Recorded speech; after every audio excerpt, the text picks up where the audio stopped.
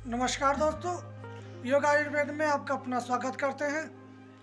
तो जैसे कि आपको अगर रात को बहुत खांसी आती है या सुबह उठते टाइम भी आपको बहुत खांसी आती है और खांसी में बलगम भी आता है या सूखी खांसी है और अस्थमा है आपको बहुत पुराना, या आपको ब्राउनटिस है, आपकी जो श्वास नालिका है उसमें कफ जम जाता है या उसमें स्वेलिंग हो जाती है, सांस लेने में दिक्कत आती है, या छोटे बच्चों के सीने में घरघराहट की आवाज़ आती है, साए साए सी होती है और आप अंग्रेजी दवाई कराते कराते थक गए हैं फिर भी आपको खांसी में बिल्कुल आराम नहीं आता है, तो हम कुछ आपको घरेलू उपचार बताने वाले हैं जिसके उपयोग से आपको खांसी, अस्थमा, ब्राउनटिस जैसे बीमारियों में बहुत फ़ायदा होने वाला है। तो जो ये योग है आप आसानी से घर पर बना सकते हैं और इसमें लागत भी बहुत कम आती है और इसका आप प्रयोग करें, आपको बहुत ज़्यादा फ़ायदा देखने को मिलेगा। और जो लोग कहते हैं कि हमने ये बना के देखा है इससे कोई फ़ायदा नहीं होता है, तो उनको ये गलत है, क्योंकि मैं अपने पेशेंटों को सबसे ज़्यादा यही यूज करता हूँ और इसकी मेरे पास बहुत डिमांड है और मैं इसको आए दिन जब ख़त्म हो जाता है तो बना के रखता हूँ। तो आपको मैं इसको लाइव बना के दिखाने वाला हूँ कि ये किस प्रकार बनता है।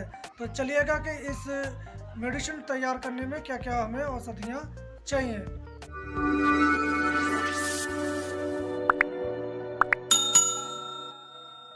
तो इस मेडिसिन को तैयार करने के लिए आपको सबसे पहले धतूरा चाहिए होता है। तो धतूरा चाहे सफ़ेद हो या हो काला, किसी भी प्रकार का क्यों ना हो, आप उसके पत्ते तोड़ लें और तोड़ते समय आप ध्यान रखें कि साफ़ सुथरी जगह के हों, पत्ते खराब ना हो, किसी प्रकार की कोई गंदगी या कीट पतंगे ना हो। तो आपको इसके पत्ते तोड़ लें, सिर्फ हमें पत्ते ही चाहिए। और दूसरी औषधि है अपमार्ग या चिचटा, औंगा, लटजीरा इत्यादि नामों से जानते हैं और आपके घर के अगल बगल ये साल के 12 मास देखा जा सकता है। ये सांस, कास या अस्थमा इसके रूप में इसका प्रयोग किया जाता है। इसमें नमक बहुत अच्छी मात्रा में होता है। तो आप इसके पंचांग को उखेड़ना है, तो आप इस प्रकार इसको उखेड़ लें। ये भी किसी भी रंग भेद का हो सकता है। तीसरी औषधि है हमारी आँख, आंकड़ा, मदार, अकौवा। इसके पत्ते आपको लेने हैं और पत्ते आपको साफ शुद्ध लेने हैं और इनके पत्ते तोड़ते समय थोड़ी सी सावधानी रखनी होती है, क्योंकि ये तोड़ते समय इनमें से दूध निकलता है। तो आप इसके पत्ते तोड़ते समय आप अपने मुंह में छोटी अरहर को अगर मुंह में रखते हैं तो इसका दूध का असर आपके स्किन या आँखों पर नहीं होता है। वैसे तो तोड़ते समय आप इनके जो दूध है उससे बच के रहें, क्योंकि ये बहुत घातक होता है। और चौथी औषधि हमारी है कंटकारी, जो साल के 12 मास आपको अगल बगल देखी जा सकती है। इसके जो फूल है नीले होते हैं, तो ये छोटी कैटेगरी है, इसके आपको पत्ता लेना है। हमारी पांचवी औषधि है बसा या अंडूशा, जो खांसी या श्वास के लिए सबसे सर्वोत्तम औषधि मानी जाती है। तो इसके जो पत्ते इसको भी लेने हैं और ये आपके रोड के किनारे काफ़ी मात्रा में मिल जाता है। फिर आपको इन औषधियों का जो है पंचांग जो लिया है आपने चिचटा, उसको छोटे टुकड़े आपको कर लेने हैं, बारीक कर लेने हैं, क्योंकि हमें इनकी भस्म बनानी है। तो इस प्रकार आप अपमार के छोटे छोटे टुकड़े कर लें। उसी प्रकार आप ये मदार या अकौवा के भी छोटे छोटे टुकड़े कर लें। और हमारी जो अगली वनस्पति है आपका धतूरा, उसके भी आपके छोटे छोटे पत्ते करने हैं।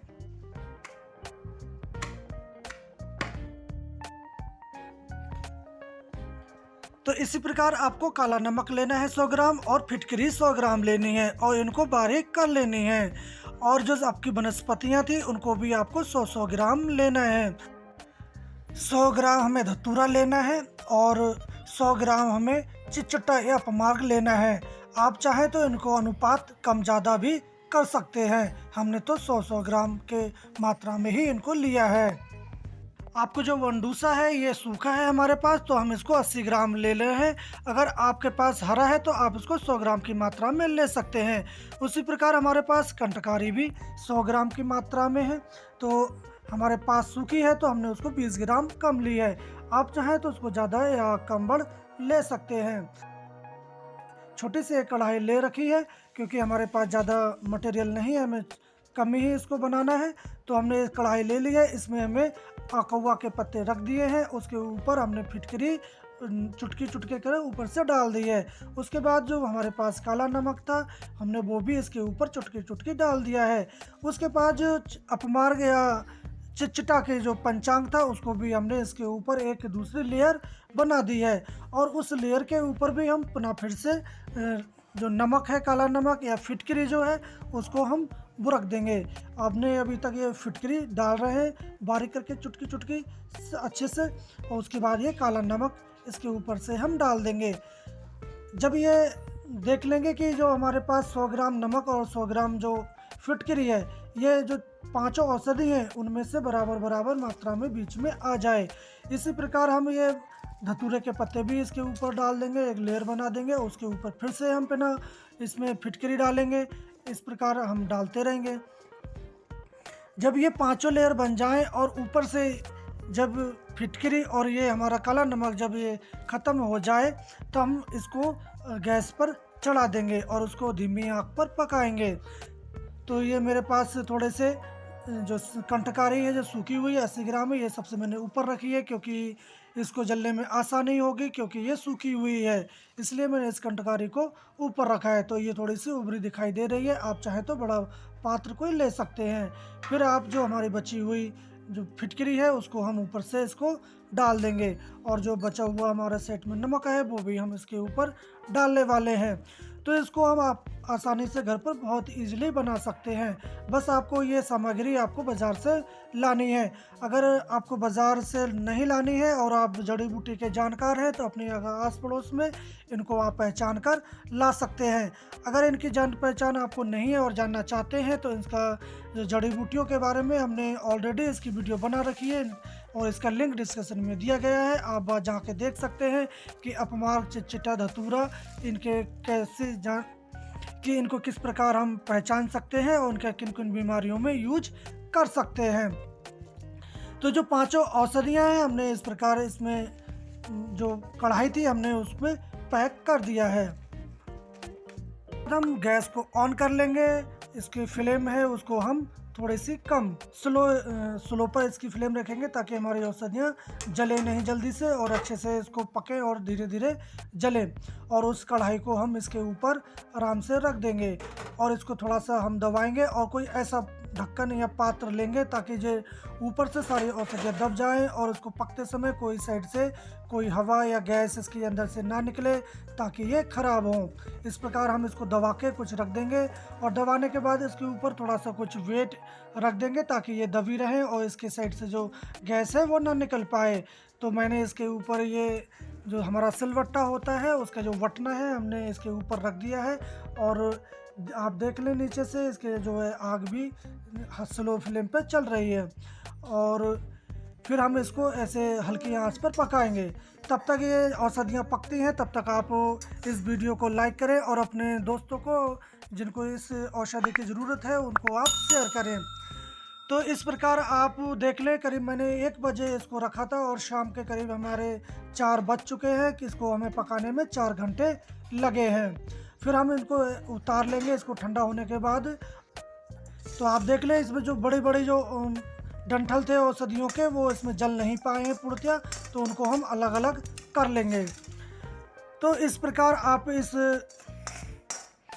तो मैं बता दूं कि इस औषधि का जो उपयोग है हम खांसी, काली खांसी, सूखी खांसी, अस्थमा, ब्राउनटेस, लंग इन्फेक्शन में इसका प्रयोग करते हैं। बहुत ही ज़बरदस्त इसके फ़ायदे देखे जा सकते हैं। और इसका प्रयोग विधि कुछ इस प्रकार है। इसके जो भस्म है उसकी भस्म आप अगर छोटा बच्चा है तो उसको 1 रत्ती की मात्रा में शहद या गुनगुने पानी के साथ आप खाना खाने के 1 घंटे के बाद दें।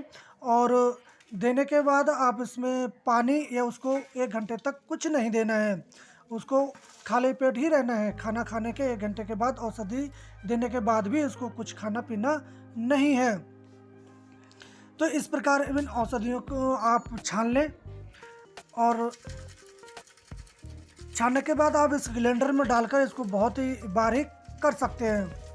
और बारीक करने के बाद आप इसको सुरक्षित रख लें और किसी एयर कंटेनर बॉक्स में, पन्नी में, और अपने घर में इसका यूज करें। बहुत ही सस्ती और आसानी से ये आपको बन जाती है। तो हम बात कर रहे थे इसके प्रयोग विधि की। तो अगर बच्चा है तो उसको बच्चे के लिए 1 रत्ती की मात्रा में शहद से खाना खाने के बाद इसका सेवन करना है। और सेवन करने के बाद 1 घंटे तक कुछ भी आपको पानी नहीं पीना है, नहीं खाना है और आपको खाने में चावल का परहेज़ करना है। और अगर बड़ा बड़ा व्यक्ति है, एडल्ट है, 18 साल से ज़्यादा है, तो आप इसका प्रयोग 500 mg की मात्रा में शहद या गुनगुने पानी के साथ इसका सेवन आप करा सकते हैं। बस खाने में दही, चावल, रायता, खट्टी चीज़ें, इन चीज़ों को आपको परहेज करना होता है। तो अपने पेशेंटों को मैं इनकी 4 पुड़ियाँ बना के देता हूँ सुबह, दोपहर, शाम। तो 1 से 2 दिन में ही उनको बहुत आराम हो जाता है। अस्थमा पेशेंट को आप इसका सेवन 2 से 3 दिन तक ही करवाएं, उनमें उनको काफ़ी आराम देखने को मिलता है। तो इस भस्म को हमने ग्राइंडर में कर लिया है और उस ग्राइंडर के बाद हम किसी बारीक छलनी से इसको आसानी से छान लेंगे, क्योंकि छानने के बाद इसमें से जो ना जली हुई जो वनस्पतियाँ थी उसको हमें अलग कर लेना है और हम किसी अखबार पर रखकर इसको उसे अच्छे से छानेंगे। इसको फाइन जो हमारी अच्छी जो भस्म है वो हमें अच्छे से प्राप्त हो सके। तो आप देख लें जो ऊपर से इसमें बची हुई हमारी जो न जलने वाली जो औषधियाँ हैं उनको हमने इसको में से अलग कर दिया है, या आप उसको पुनः फिर से भी भस्म कर सकते हैं। तो हमारी जो इतनी जो भस्म है ये हमारी प्राप्त हुई है। तो इसको हम अच्छे से पन्नी में पैक कर लेंगे। अब हमें करीब 250 ग्राम की जो भस्म है वो हमें प्राप्त हुई है और करीब ये जो सारी वनस्पतियाँ आई थी करीब 680 ग्राम के आसपास थी। उस 680 ग्राम वनस्पतियों को हमने जलाकर इसमें से 250 ग्राम हमें भस्म प्राप्त हुई है। तो इसको आप घर पर आसानी से बना सकते हैं और इसका प्रयोग कर सकते हैं। तो इस भस्म को आप लंबे समय तक आसानी से किसी एयर कंटेनर बॉक्स में बंद कर रख सकते हैं। इस भस्म का यूज आप छोटे बच्चों को 125 mg से लेकर 250 mg की मात्रा में आप यूज कर सकते हैं और बड़ों के लिए आप करीब 1/4 चम्मच की मात्रा में आप इसका सेवन कर सकते हैं। सीतोपलादी चूर्ण, स्पाटिका भस्म, टंकड़ भस्म इत्यादि के साथ इसका सेवन करते हैं तो बहुत ही अच्छे रिजल्ट आपको मिलते हैं। तो इस प्रकार आप इस औषधि को बनाएं और घर पर यूज करें।